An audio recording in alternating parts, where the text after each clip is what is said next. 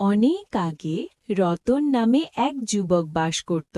সে ছিল খুব গরিব, কিন্তু তার কাছে একটি গাধা ছিল। সেই গাধা যে কোনো ভারী জিনিস তুলতে পারত। অপরদিকে তার বড় ভাইয়ের কাছে অনেক টাকা ছিল, কিন্তু তার ভাই সর্বসময় বলতো গাধাটিকে দিয়ে দিতে। একদিন এক বিশেষ কাজে রতন তার সেই গাধাটি তার ভাইয়ের বাড়িতে নিয়ে আসলো। ভাই, কেমন আছো? এতক্ষণ তো ভালোই ছিলাম, কিন্তু এখন আর নেই। তা যাই হোক, আমি তোমার কাছে একটি বিশেষ দরকারে এসেছি। আমি কিছু কাজের অন্য গ্রামে যাচ্ছি। তা গাধাকে তো আর সাথে নিয়ে কাজ করলে চলবে না। তুমি যদি ২-৩ মাস রাখতে তাহলে ভালো হতো। দেখি মেঘ না চাইতেই জল। আমার এ তো গাধা আসে, কিন্তু রতনের গাধাটা সবচেয়ে ভালো। তা তুই আমার কাছে এসেছিস আর আমি না করতে পারি? জানতাম তুমি রাখবে। থাক, আর কোনো চিন্তা নেই। ২-৩ মাস পর আমি তোমার কাছ থেকে নিয়ে যাব।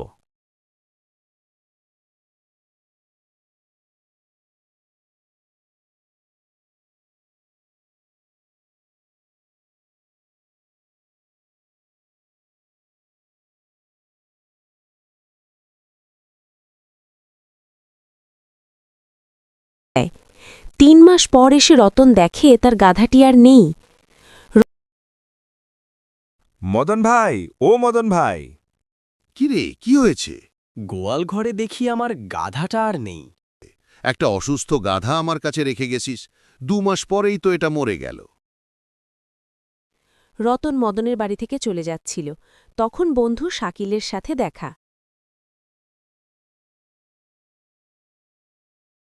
কি রে বন্ধু, কি অবস্থা? আর বলিস না, মদন ভাইয়ের কাছে আমার গাধা রেখে গেছিলাম, এসে দেখি ওইটা মারা গেছে। না রে, এটা মরেনি।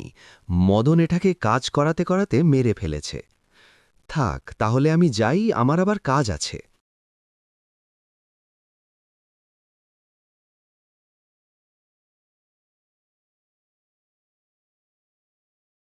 ভাই, এটা তুমি কি করলে?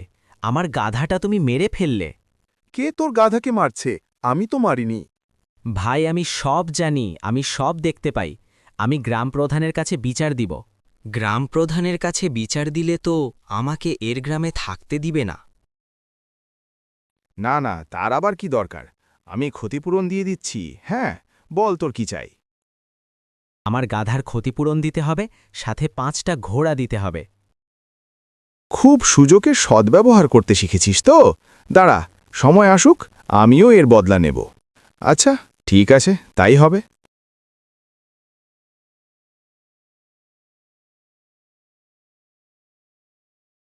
শুনুন শুনুন, রাজার ঘর থেকে এক অমূল্য রত্ন চুরি হয়েছে।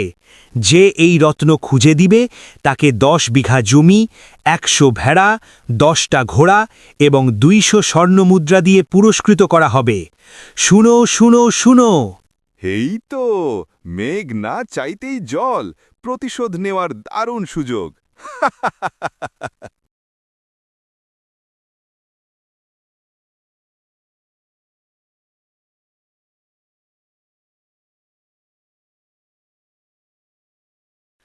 যে রাজামশাই, আপনি আমাকে ডেকেছিলেন? হে, শুনলাম তুমি নাকি সব শুনতে পাও। ভাই বদলা নেবার জন্য একথা বলেছে, তাহলে হে রাজামশাই। তুমি আমার ঘোষণার কথা শুনেছ তো? হে রাজামশাই, শুনেছি। তাহলে এ দায়িত্ব আমি তোমাকে দিতে চাই। তুমি যদি আমার মূল্যবান রত্ন এনে দিতে পারো, তাহলে তোমাকে আমি ঘোষণার চেয়ে বেশি পুরস্কার দেব। এর যদি না আনতে পারি, তাহলে আমি তোমার গর্দান নেব। তাহলে এখন থেকেই কাজ শুরু করে দাও।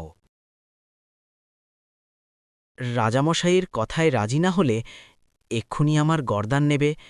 ঠিক আছে রাজামশাই, কিন্তু আমার একটা শর্ত আছে। উত্তরের যেই জঙ্গল আছে সেখানে একটি তাঁবু খাটিয়ে দিতে হবে। সেখানে আমি সারা রাত ধ্যান করব। কেউ যদি ওইখানে পাও রাখে তাহলে আমার ধ্যান ভঙ্গ হবে। প্রহরী দিয়ে একথা পুরো রাজ্যে জানিয়ে দিন। এর একবার রত্ন খুঁজে পেলে চোরের গর্দান যাবে। রাজা রতন এর কথা মতো পুরো রাজ্যে এ কথা ছড়িয়ে দেয়।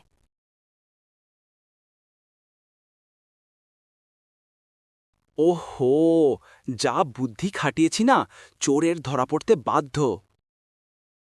এই তো সেই উত্তরের জঙ্গল, এই তবুতে সেই লোক বসে আসে। মনে হয় খুব বড় মাপের লোক উনি। না না বাবা, রত্ন গেলে যাক, কিন্তু আমি ধরা পড়লে রাজামশাই আমার গর্দান নেবেন। ওরে বাবারে, সময় থাকতে রত্ন পেরিয়ে দিই। হুজুর, হুজুর আমাকে বাঁচান। হুজুর, আমি চোর হুজুর, আমি রাজামশাইয়ের রত্ন চুরি করেছি। এই তো আমার বুদ্ধিতে কাজ হয়েছে।